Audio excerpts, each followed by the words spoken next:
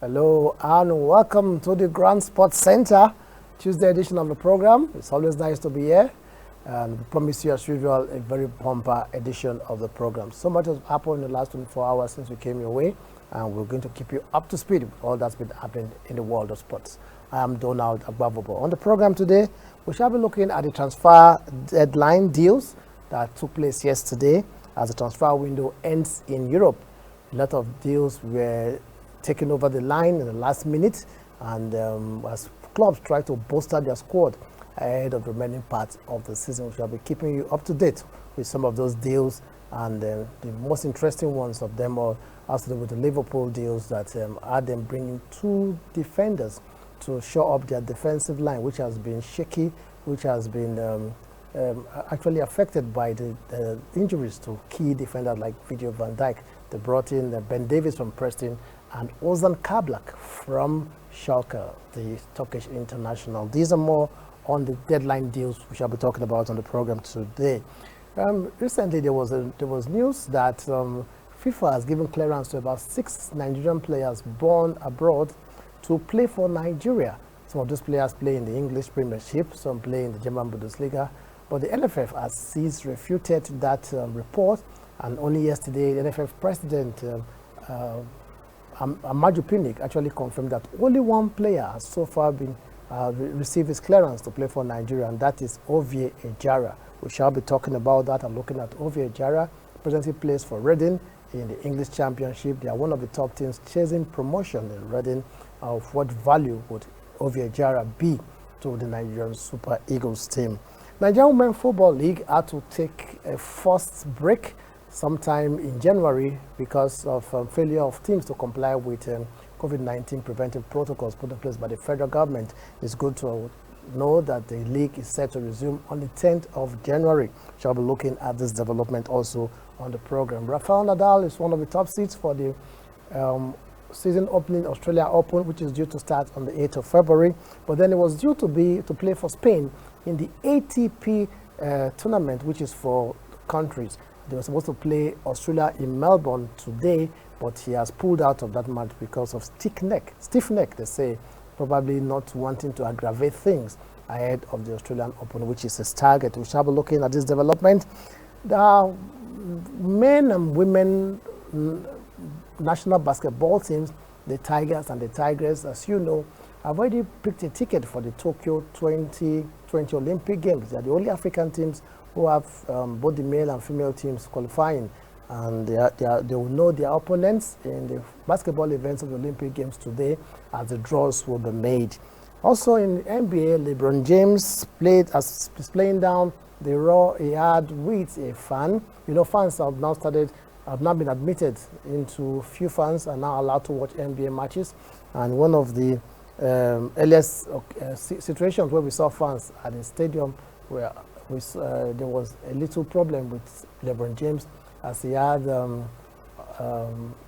exchange of words with some fans. Those fans had to be ejected, but LeBron James is playing it down, saying that it was just a conversation between two matured adults and they shouldn't have been ejected. Whatever the case, it almost took the shine off the win of LA Lakers over Atlanta Hawks. We also have Super Eagles watch time permitting and many more on the program. So sit back and relax, and as usual, you are going to enjoy your time with us, I assure you. As we set sail, let me welcome my colleagues who usually do this thing with me every morning. I'm always happy to welcome Double A, Austin Arume.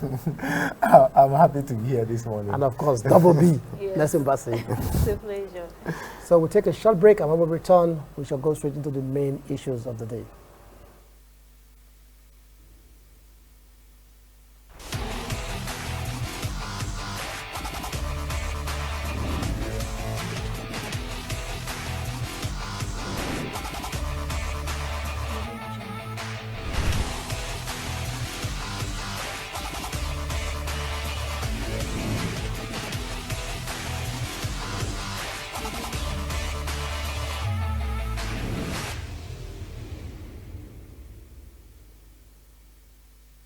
Welcome back. It's still the Grand Sports Center, and we set sail with the deadline day deals.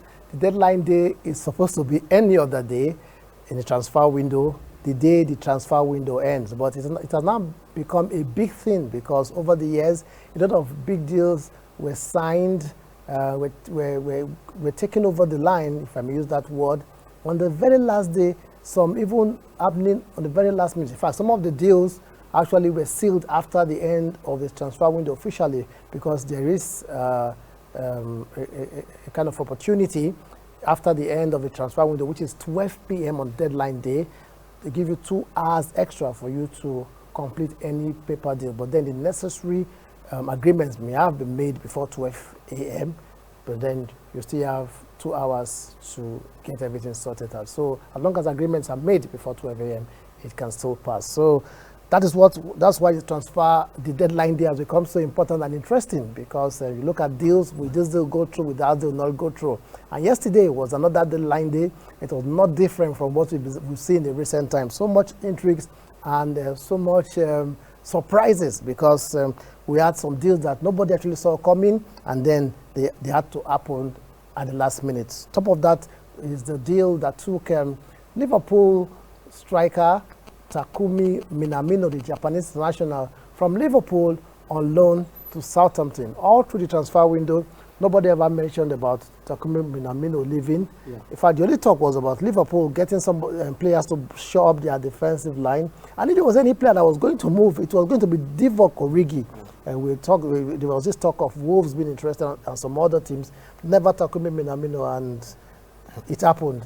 How good is this deal for Southampton that acquired him on loan actually to the end of the season, and for Takumi Minamino himself in terms of game time? Yeah, I thought so too, but then if you look at Takumi Minamino, he has not been given that playing time, and I believe in a way will stunt his growth as a footballer. It's a good deal for Southampton. At this point in time, they are doing well in the league, and they need that extra depth. And I believe Takumi Minamino is going to give them.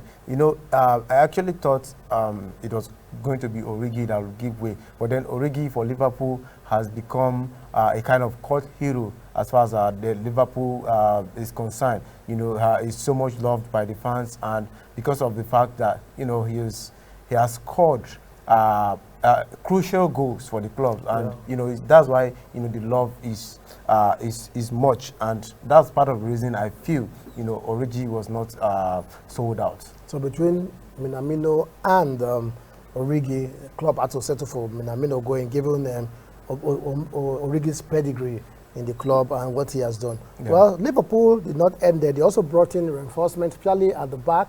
All season they've had problems with their defenders, having to sit out matches because of injury. Virgil van Dijk, Joe Gomez, and the latest one is Joel Matip. Though he has been injured, but he's been coming out playing sporadically, but it's now been confirmed that he's out for the season. So talk about their 3 top centre-backs. None of them is available for selection. In the last couple of matches, we've seen Jordan Henderson, the captain, being deployed as a centre-back. Naturally, he's a midfielder.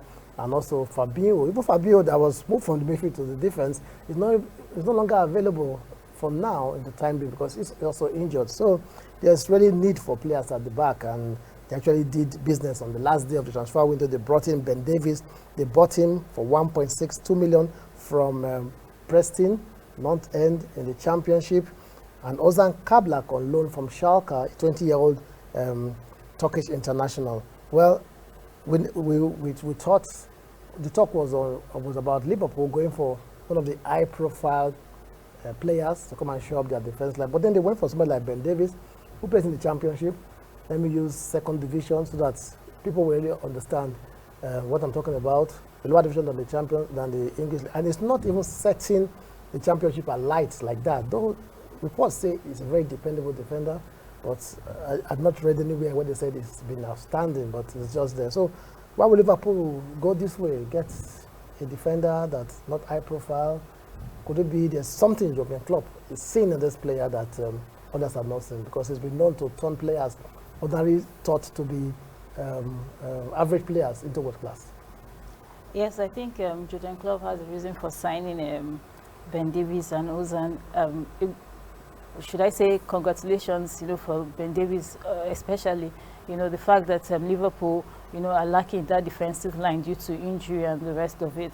You know, that's the more reason why and these are youngsters. There's a way of, you know, impacting them positively, and, you know, probably Jordan Klopp, you know, have a reason, you know, for signing these players, you know, and they are obviously going to make an impact in that Liverpool, you know, central defense and the defensive, you know, lineup. And I think it's going to be a good one, you know, for Liverpool.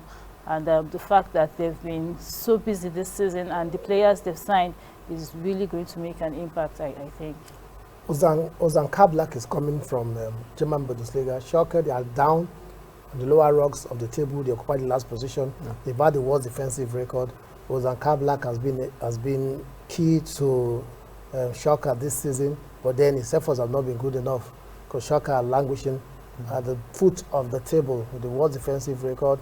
He also has had his own fair share of issues this season, being sent off once or twice, and but then the reports say that he has won more duels than any other player, yeah. And which means he's a very combative defender. At 20, he's a young player, the type of players the club likes to develop, right? Yeah, and do you see him doing well in the Premiership, coming from Bundesliga to the Premiership? Yeah, I see him doing well, considering he's very young, and knowing Jurgen Klopp fully well. Part of what he goes for as a coach, what he's looking for in a player is the mentality. He has stated that. He said, in as much as you have the talent, if you have a very weak mentality, you know, your talent will definitely not count, you know, when it matters most. So looking at this young man's mentality at 20, very, very young, and he has won, you know, a lot of duels. Is so combative. That's why they call him the Turkish wall. He can, you know, win ball aerially. You know, on the ground he's good as well. But then a lot of people have questioned his ball playing ability. You know, because of the fact that, you know, Schalke as a team, they've avoided a kind of a constructive building from the back, which is, you know, something different from what is obtainable as Liverpool, where you have to build from the back. You know, if it's not working, you take it back again. You build. You know, that's what a lot of people are looking at. So they're looking at, you know, how he's going to fit in, whether he is going to come in straight into the team, or, you know, he might just take time to adjust and, you know, learn the pattern of the team. If you ask me, I think he does not really have time. He's been brought in to solve a problem. Yeah. Liverpool have a problem in the defense. That's why they brought him in. So I think he's going to go straight into the team. Between himself and Ben Davies, I see him even playing earlier than Ben Davies. Yeah, but then he also has to get a work permit, and depending when he gets a work permit, that's when he's going to come into the team. But he's a more established player, having played in Bundesliga in the last 2 seasons. Yeah. And also before going to Bundesliga, he played for the top team in Turkey, the Galatasaray. So he's somebody that I think Jurgen Klopp has brought in to actually start playing immediately. And another deal that went through yesterday was that of Josh King. Joshua King is a Norwegian international, plays for Bournemouth. And interestingly, the interest about Josh King was that last year when Manchester United wanted to sign a striker before they signed Johnny Gallo, he was the top on their list. They wanted to sign Josh King, so he was looking forward to playing for Manchester. In fact, reports were that he had already packed his things, ready to go to Manchester United. All of a sudden, the deal collapsed. Then Manchester United went for Joey Gallo. And now the opportunity, Bournemouth were relegated. They are playing the Championship now. And now opportunity came for him to come back to the Premiership. We had 2 teams going out for him yesterday. Bournemouth reached an agreement with Everton and Fulham. The story was that Josh King was leaving Bournemouth, but to where, nobody could tell. Is it Everton or Fulham? At the end of the day, it was Everton. Blessing. Looking at Everton and Fulham, giving you the options. For now, Fulham battling relegation, and they may likely come back to the Championship where you are living. And Everton, you know, they will always remain in the Premiership. At least they are the middle table club per se. I think after the top 6, start looking at teams like Everton. So we can say Josh King's decision was not unexpected, given the options he had between Everton and Fulham. Yeah, I think Josh King's decision was not, you know, it was an option that he obviously I think it was, should I say, the best option. You know, comparing Everton to Fulham, and the fact that Fulham is at the lowest team on the table. You know, I think the most important thing for Joshua King at this point is to fit in. The last two, so don't push them to the last. Other Fulham fans may come. They may come at you. Actually, third from bottom. Actually, they are above West Brom. They are above Sheffield United, but they are all relegation-bound teams now. Yeah. So you can't compare Fulham to Everton to Fulham at this point. You know, judging by where Everton is at the table, and I think it's a good choice for King. And I think the most important thing is when he's at Everton, he should, as much as possible, you know, blend with the team and, you know, look forward to having good games and winning, you know, games. And talking about Everton, with Josh King coming there, we have Calvert-Lewin there. Although he has not been scoring as he was scoring at the beginning of the season, could that be why they went? Because we thought that Calvert-Lewin was established as a main striker. They had James Rodriguez. They had the likes of Aoni Wobi as well. Everton have actually brought in a lot of players between the close of last season and this transfer window. Do you think that they have a plan? Because it's like they are signing players, and players are coming there, and they seem to be a better side, though, than they were last season. So maybe they have a project they are working on, right? I think so. And why I feel they are bringing in Josh King now is the fact that if you look at this Everton team, they only have one established striker in Calvert-Lewin. There's no backup striker, and there's no body there that is giving him that competition. Probably that's why you're seeing a drop, you know, in form from Calvert-Lewin. So maybe they're looking at, you know, giving him that extra push, you know, to actually do better than he's doing right now. Yeah, Fulham may have lost out on Josh King. They also got another Josh in Josh Maja. This Nigerian. He's a Nigerian. He was with Sunderland a few years ago. Left for France to play for Bordeaux, where he's been playing alongside Uche Kalu. He has actually played for Nigeria. He played in a friendly match between Nigeria and Ukraine. He came in towards the end of the match in that friendly match. So he's actually been capped by Nigeria, Josh King, and he joined Fulham from Bordeaux on loan yesterday. So Fulham lost one Josh, they got another Josh. How good is this day for Maja, given that somehow he'll be assured of playing time, which has not been getting at Bordeaux in France? Yeah, they said when one door closes, another one opens. I think that is an opportunity for him. I think it's really going to open, you know, an avenue where there'll be more time to, you know, more playing time to the team, and they'll get to blend with each other. Yes, indeed. And so much about the transfers. We can't go over all the deals that went through yesterday, but one common denominator, one fact about this year's transfer window is just that there was less cash to splash around. You know, teams did not actually spend much money. We understand that last year alone in this transfer window, about £230 million was spent by clubs in the Premier League. While this transfer window that ended yesterday, only £17 million was spent. COVID-19, you may say, well, it's affecting everything, you can tell you. And only 24 Premier League clubs were involved in transfers, only 24 clubs were involved in transfers all through the English game and Europe, as against 46 in the last three transfer windows. So it's obvious that the effect of COVID-19 is biting out on clubs. Clubs are not splashing out the cash anymore. And you discover that most of the deals this time around were not outright sales. They were actually loan deals.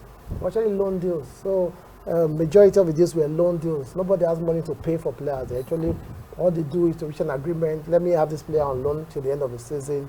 And talking about clubs trying to help themselves out in terms of showing more understanding with themselves. So it was a peculiar transfer window, but then it didn't go without the usual intrigues, especially the last minutes when you start to wonder, is this deal going through, is this deal not going through? They will tell you the paperwork is being done, this deal is almost done. It all came with all those intrigues as well, despite the lack of much cash splashing around. So much about the transfer window. The next one will be at the end of the season. And we look forward to see, maybe by then, there will be much more cash to splash around by clubs. We'll take a break now. When we return, we should talk about Super Eagles. They have one new addition. Well, could Ghana draw find him worthy enough to be invited? He's not eligible to be invited because FIFA has given him clearance to play for Nigeria after having played for England. Talking about Ovie Ejara, he's been cleared to play for Nigeria. We'll be talking about this and what he brings to the table as regards the Nigerian national team, the Super Eagles.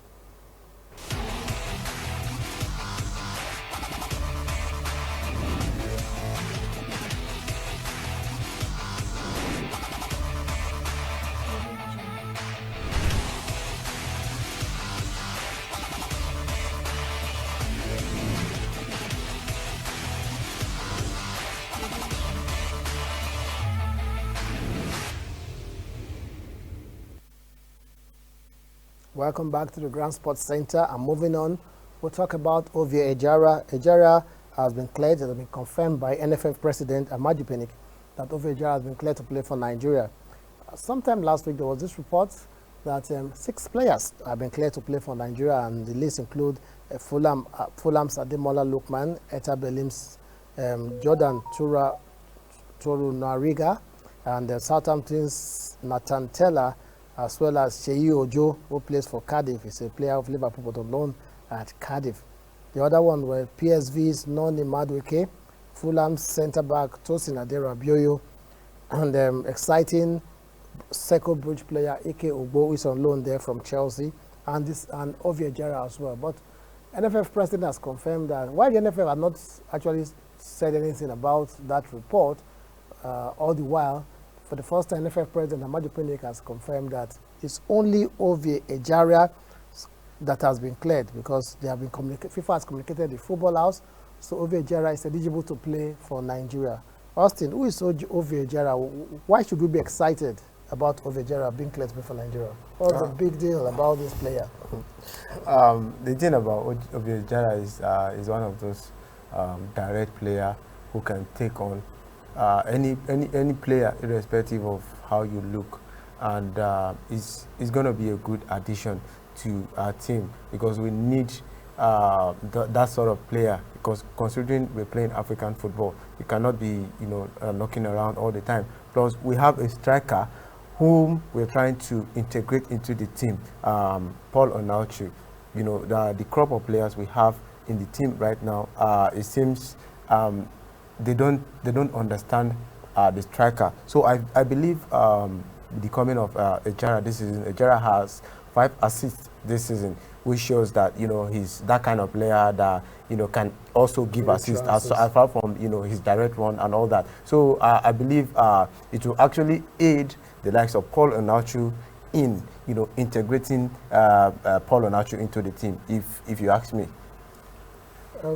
He's been cleared to play for Nigeria, but it's not compulsory that he must be called up because in the midfield, do you think that we need an additional player in the midfield given the present crop of players that we have presently? Yeah, it's a good thing when Nigerian players playing internationally pledge their allegiance for Nigeria to play, and it's another good thing if they come to play and they come to play good football. I think the Nigerian and the midfield, obviously need a touch. They need to, try something different. And let's see what it holds. At the end of the day, I think Ovie Ejara's addition is going to be. Well, it's always good to have a new player to have more options to call on. And I must tell you that Ovie Ejara actually is not a bad option. He's played for Liverpool. He actually started with Arsenal youth team. He joined Liverpool youth team. He played some matches for Liverpool first team, FA Cup matches, not Premier League matches, FA Cup and pre-season matches. He was on loan at Rangers at some point. He came back from that loan and he played for Reading last season on loan. He did very, very well. And Reading decided to buy him from Liverpool. That's why he's in Reading playing now in the Championship. And they are, I think, 3rd, 4th. I think they're in the top 6. So when you're in the top 6 in the Championship, that means you have opportunity of being relegated. Because apart from the 2 automatic qualification to the Premier League, the first and second. The remaining 4 teams, talking about the third, the fourth, the fifth, and the sixth, will now play in the playoffs. So Reading are within that group, and it means that if the league ends today, Reading will play in the playoff, and they have the opportunity of playing the Premier League. So who says we'll not see in the Premier League next season? But then it's been doing well for Reading. Like Austin just mentioned, he has 5 assists already this season, and I must tell you that he's one of the mainstay of that Reading team. He has played for England under 20. He was part of the England under 20 team that won the World Under 20 Youth Championship. That's the World Youth Championship or Under 20 World Cup in 2017. He was part of that team, and he played key role in England winning. So he's already a World Youth Champion already.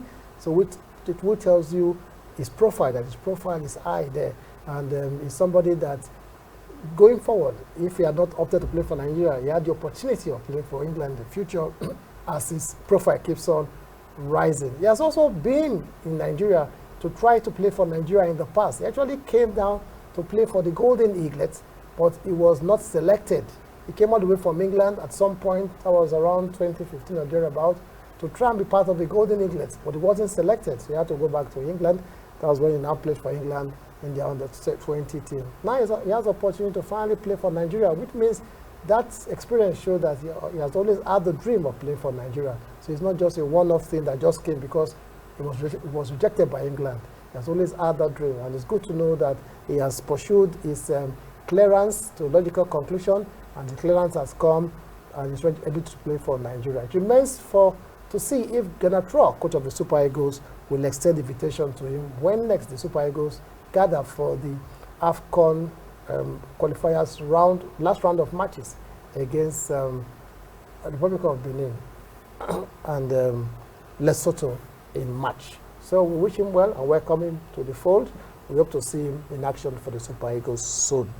It's still the Grand Sports Center. We'll take a break, and when we return, we shall be talking Nigerian Women's Football League. The league is set to resume on the 10th of February after going on the first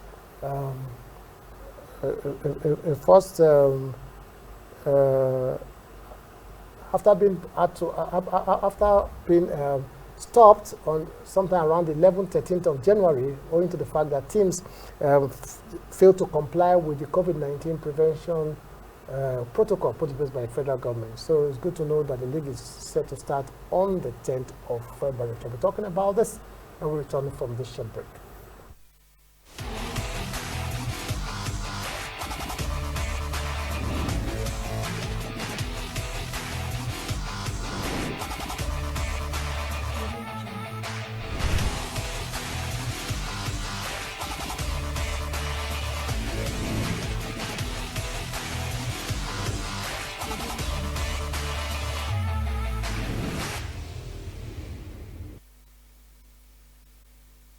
Welcome back to the Grand Sports Center. I'm moving on. Nigerian Women's Football League will resume on the 10th of February, which is good news because the league was actually on. They have actually played about 4 weeks of football before it was forced to be to shut down, if I may use that word, because the teams were not complying with the COVID-19 prevention or preventive protocols put in place by the federal government. They said the report has it that the 14 clubs have now complied actually with the protocols, and they are ready to go come February 10. Blessing, this is women football. How good is this news?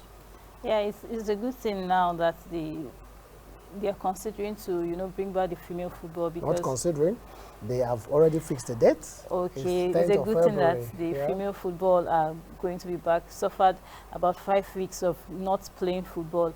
I mean, I get the fact that the chairperson Aisha Falade is really putting strict measures, especially when it comes to clubs complying with or teams complying with the COVID-19 protocols. And thank God they've complied and they are coming. And the fact that I'm glad that they're back, because a lot of financial implications, have been affected. Money are being spent in the league, and money are being spent on player salaries. So it's better they're back, and things are moving. Yeah, things are moving. Well, we understand that a lot of tests were carried out on the girls, and some actually came back came back positive. So amongst these players, so which means the decision to actually stop the league at that point was a wise one. Yeah, it was a wise one, and it's actually the right thing to do, considering the situation we find ourselves right now.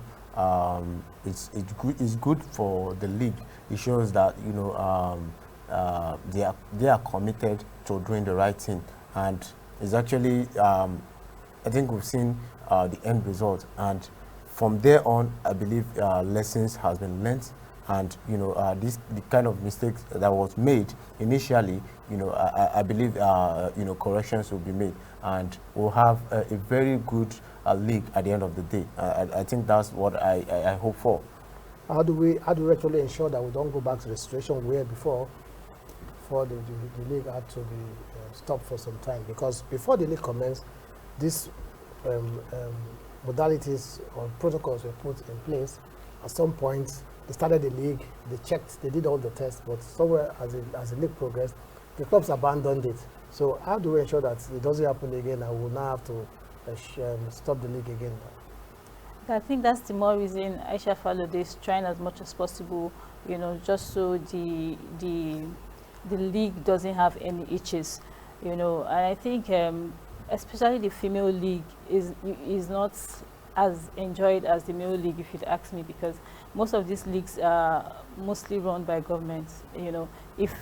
If there's a way we can exhibit or like watch the way, especially the foreign female leagues are being run, is going to go a long way, because most foreign female leagues, are being run by probably private-owned organizations, and they really take it, to heart, and they take it, seriously, and they run it as their own, business. If that's the way the female league is being run, it's really going to go a long way, and they're going to take it seriously.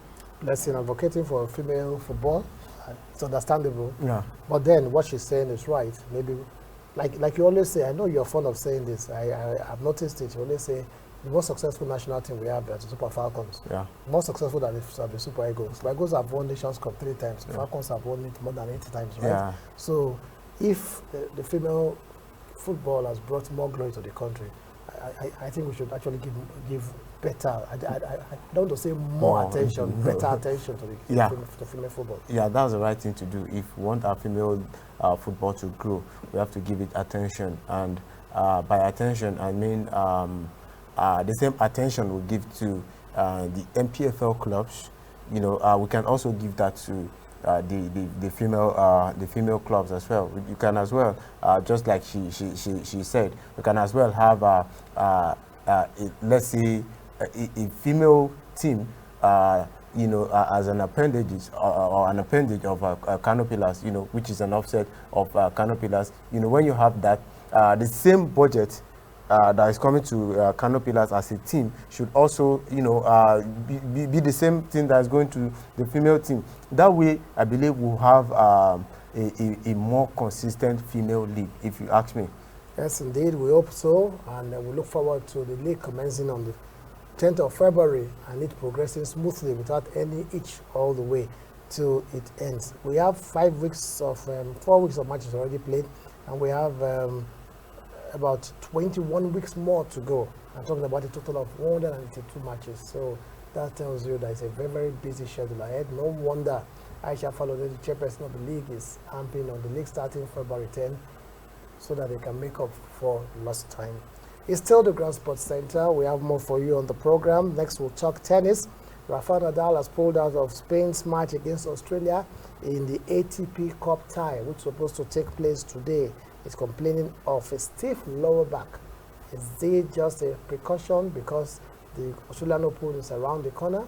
Well, we'll talk about all this and all the intrigues surrounding Rafael Nadal's decision, and as we look ahead to the Melbourne Australian Open, which starts on the 8th of February. We'll do that after this short break.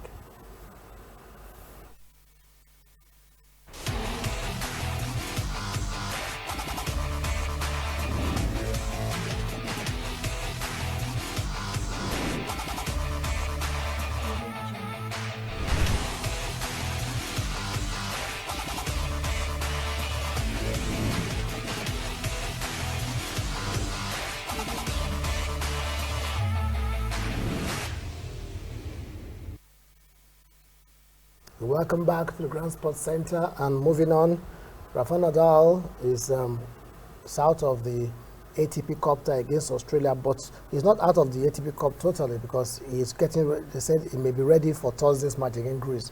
But the match against Australia takes place today. He's not going to play that match.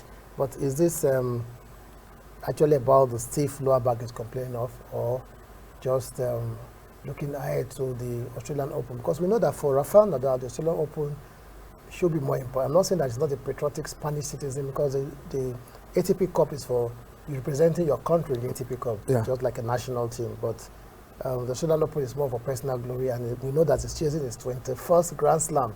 And this is a very good opportunity. And since Roger Federer is not playing, so but they both have 20 Grand Slams, so he has opportunity to get one over Roger Federer. So maybe he's making sure that nothing actually affects his campaign in Australia at the Australian Open. Could that be it, or he really is suffering from stiff lower back and it's serious enough for him not to play the match? Yeah, probably. This you can't say he's trying to dodge the ATP outrightly. Just speculating. Yeah, but I'm thinking at it like he's actually having an eye on the Australian Open, and probably he's feeling a discomfort somewhere, and he's thinking, why not? Why don't I take a rest? Discomfort on another day. On another day, in a different situation, would have been able to play through. Yeah, exactly. But because he doesn't want to miss that opportunity of having one over Roger Federer right now. I think that's part of the reason he will want to skip that first match at the ATP. Anyway, blessing. Even if he's trying to be deliberately careful not to aggravate any, no matter how slight injury is, Australian Open is important to him because he's chasing for the first Grand Slam. But can you really fault him? You can't really fault his patriotism, because for him to even agree to have played this tournament is coming this week. Next week, Australian Open is starting. Could have told this country that I can't play, because not all the big players are playing for their countries. So I'm putting out to concentrate on the Australian Open. But Rafael Nadal is playing for his country, and we just kind of, whatever the situation, we are just speculating. But whatever the actual situation is, you can't actually fault his patriotism, right? Yeah, you can't fault his patriotism because he has been doing it even long before now. I think he obviously made a right choice, if you ask me, because, the Australian Open has been, one thing that Rafael Nadal has always wanted to, be part of, and how the countdown to the Australian Open has been, the fact that players have, been on lockdown, isolation. Being on isolation, being in their rooms for a long time, and they're out now, and some of them came out to be better, and some also struggling.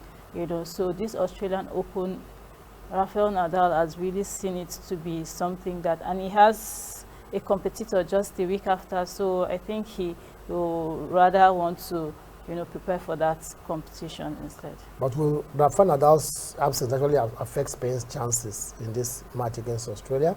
They have Pablo Carreno Busta taking over from Rafael Nadal in the opening match, and he will face John Millman, which he will face Mina, the Australian player, Alex de Mina. That's the top-ranked Australian player, and both players, you could say that both of them are not big name, in quotes, per se. So you could, assuming maybe he's pulling out, would have made this replacement face somebody like Novak Djokovic. Would have said he has actually hampered Spain's chances. But the way it is now, you could say these two players will still slug it out and give a good account of themselves for their countries, right? Yeah, exactly. And Spain, over the years, they've proven that even without Rafael Nadal, they can do it.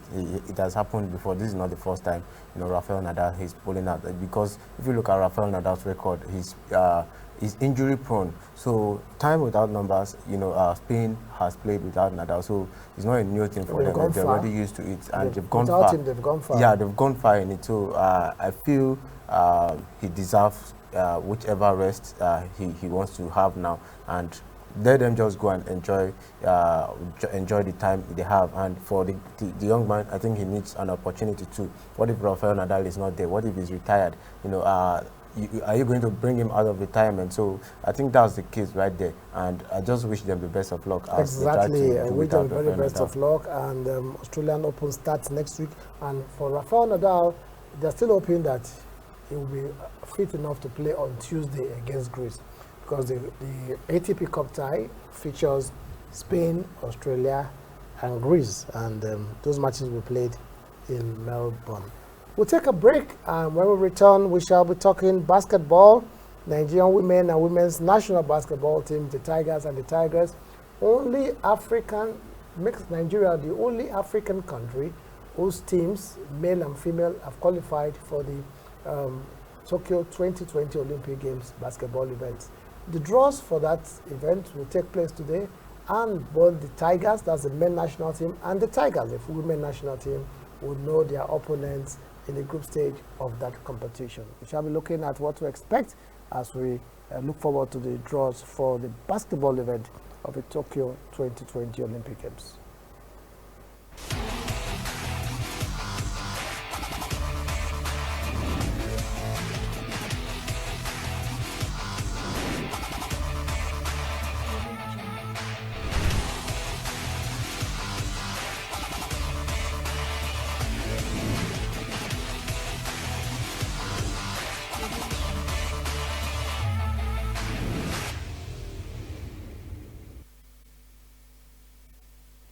Welcome back to the Grand Sports Center, and moving on, the Nigerian men and women basketball team, the Tigers and the Tigers, will know their opponents today. And from the way reports we have, the Nigerian team, the 12 teams have been divided into 4 pots based on FIBA men and women's world ranking. Although the full pool of teams to play in the men event is not yet known, we still have spaces for 4 more qualifiers, and that will come at the 2020 FIBA Men's Olympic Qualifying Tournaments in Victoria, Canada, and that will take place from June 22nd to July 24th. So 4 teams, there's 4 more spots to be filled in the basketball event, but then the draws goes ahead as those spots will be represented by Team A, Team B, Team B, Team C, and Team D. So it doesn't stop the draws from going ahead. Nigeria, we understand, have been placed in pot 4, alongside Iran and Japan, while the top seeds for these draws is USA, Spain, and Australia as expected. So which means that Nigeria has the opportunity of being drawn against either USA, Spain, and Australia. Austin, at the level we are in now, we've gotten the ticket, which for me is a big achievement on its own. So at the level we are in now, we should be ready for any team, not be afraid of any team, right? Yeah.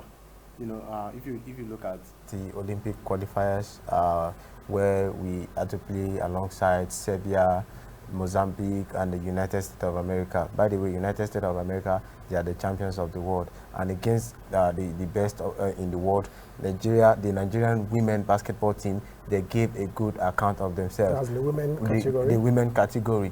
The likes of Ezine Kalu, she was voted among the top 5. In fact, as a matter of fact, she was in the top 5 category as the players of the tournament, the team of the tournament. She was selected, and you know, consistently she has been consistent with the team. The likes of Victoria, Macaulay, Muhammad. You know, we have a good roster as far as the female category is concerned, and that result alone against the United States, it shows that Nigeria basketball team, the female in the female category, they are an emerging force, you know, when it comes to basketball. Since Austin decided to talk about the female category, maybe we should talk about the men. The chances of the men, they're in pot 4 alongside Iran and Japan, but then they stand to face USA, Spain, or Australia in one of their group matches. These are the top teams in the world. But at the level we are in, operating at the level of basketball we are playing now, where we are the top team in Africa, number 1 in Africa, you saw what we did in the FIBA Afro Basket qualifiers in Kigali in November. It just shows that the level at which the Tigers are playing, somehow they don't have peers in Africa. But this is the world stage, this is the big one. Should we also not be sure of ourselves going into the Olympics and ready to face any opponent? I think we should be sure of ourselves, going to the tournaments, the Olympics. I mean, the Tigers have proven to be, the best when it comes to, Africa, basically. But, judging by the fact that they have, international players that obviously do well, especially in the NBAs, players that do well in their in their various clubs. I think the Tigers will obviously go far in the competition. I know the fact that USA, no matter the opponent, right? No matter the opponent. Why are you laughing? You don't have the confidence. No, I believe I believe in what she said. I want to talk about the players we should be looking at. Some of the big names we have in the NBA that we're looking at luring to play for Nigeria. They have not played.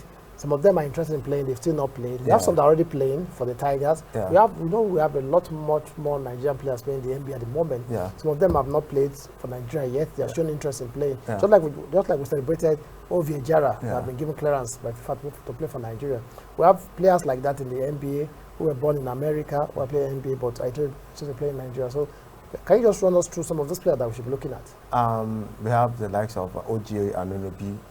His own has already been settled. He has been penciled out to actually take part in the Olympics. Then the likes of Spencer Dewindi, he actually came to get his passport. But the sad thing about Spencer's case is that he was injured. He had ACL at the beginning of the season, in the NBA season. And then we have the likes of, we still have some of those young guys that were drafted into the NBA, the likes of Isaac Okoro, Onyeka Okongwu, Udoka Azubuike. One thing the NBBF they've done is to actually go ahead of time to cap these players. The likes of Okoje.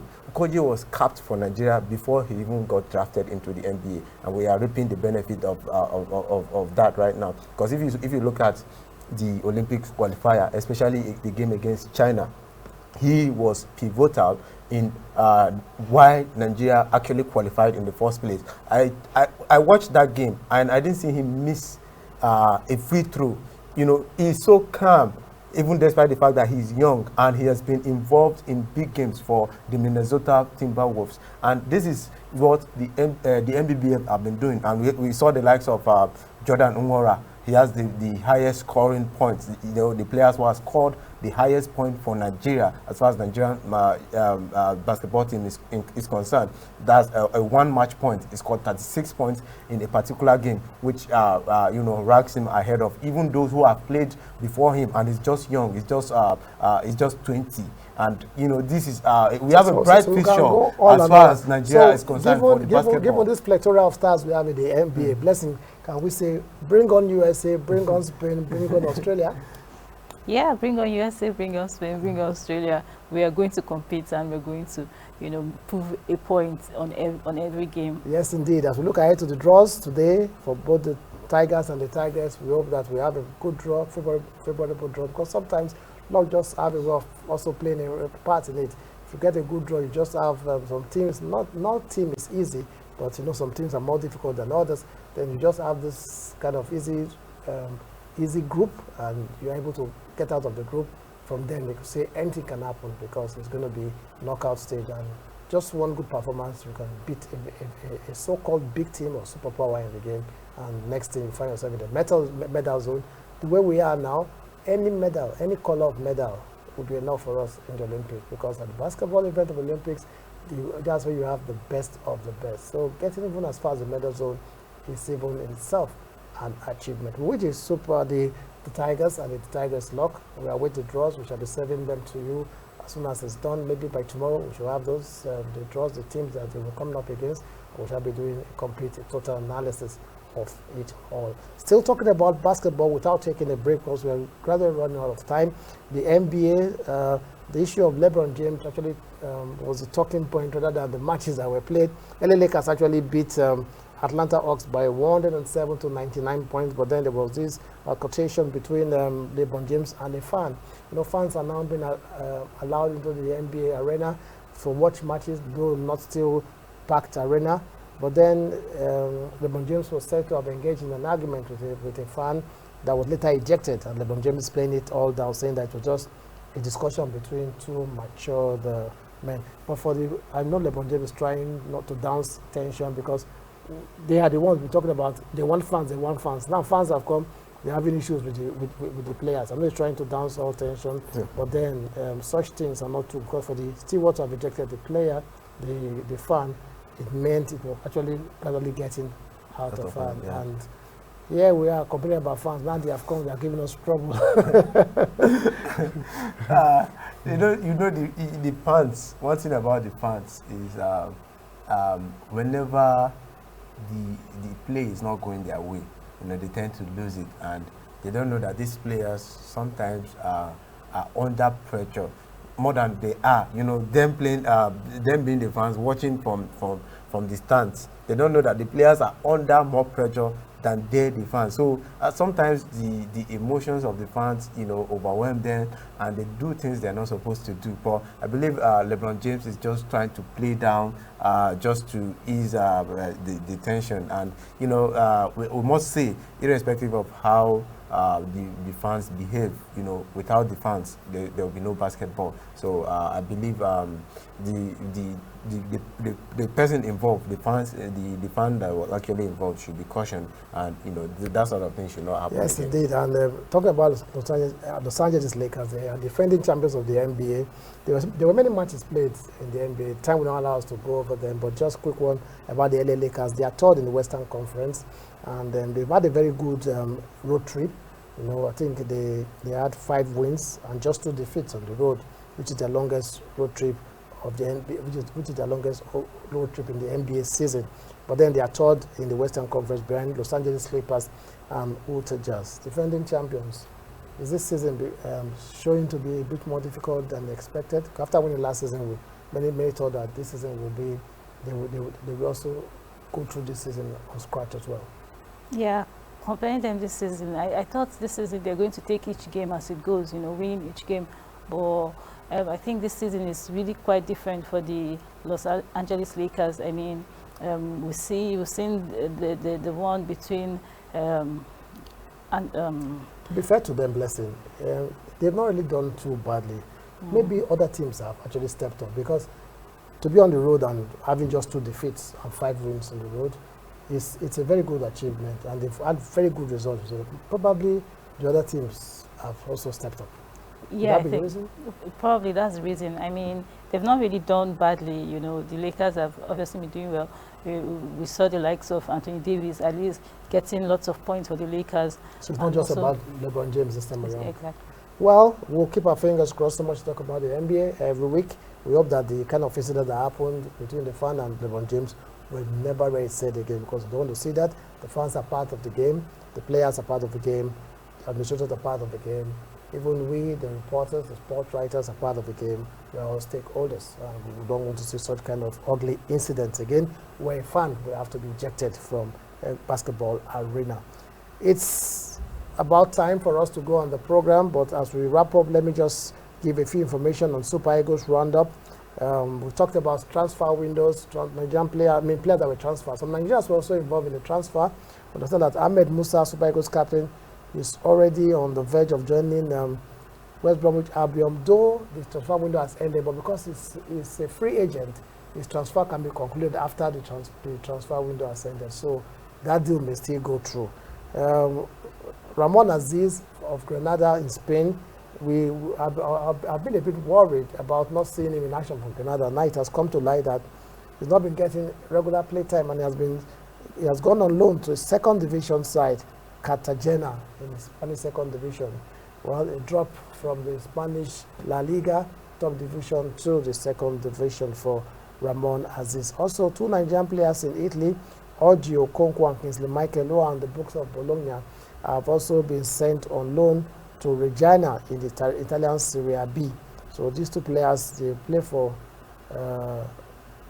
Bologna. They are signed by their players of Bologna in the Serie A, but they've been sent to Serie B on loan to Regina. That's just a few information about some Nigerian players that also cross-carpeted, moving from one club to the other in the just concluded transfer window. That's where we drop anchor on today's program of the Grand Sports Center. We hope you've had a nice time with us. We'll be back same time, same station, God willing, tomorrow with another interesting edition of the program. Let me quickly thank Double A, Austin Arume. Thank you for having me. And Double B, It's a Blessing Bassey. pleasure. It's always a pleasure presenting this program with you guys. And I'm Donald Agbavobo on behalf of all of us here and the production crew doing a good job behind the scene. Enjoy the rest of the day.